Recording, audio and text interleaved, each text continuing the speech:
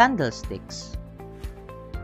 In a candlestick chart, price is represented through candlesticks or simply a candle. A candle has two parts. First is the body. This is the solid portion of the candle. Then the other one is the wick, or yung sa Tagalog, mitya. This is the thin lines on the end of the candle. This could exist on the top or on the bottom of the candle. Now, we proceed on the important points of a candle or yung tinatawag nating OHLC. The open, ito yung pinakaunang price at which a stock is sold for the day. The high, ito yung pinakamataas na presyong naabot ng isang stock for the day.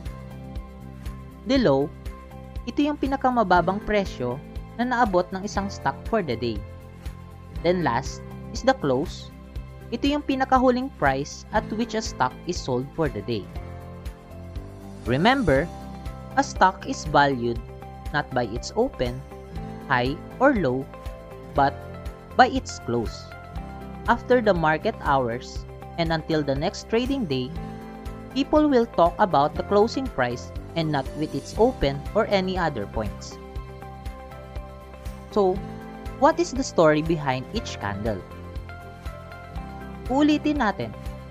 To master trading, you need to deeply understand the narrative o yung kwentong gustong iparating ng presyo. It would be better to focus on the form or structure of these candles than to memorize their names. You need to be able to interpret and understand the story behind each pattern and structure of the candlestick. First, you need to understand is its color o yung kulay ng candlestick. Basically, we only have two colors of the candle, the green and the red. The color of the candlesticks represents bullishness and bearishness. Before we proceed, ano muna yung bullish at yung bearish?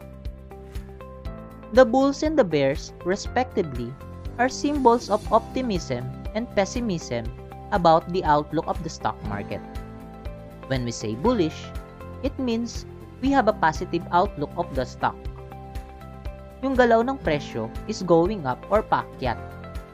When we say bearish naman, we have a negative outlook of the stock. Yung galaw ng presyo is going down or pabagsak.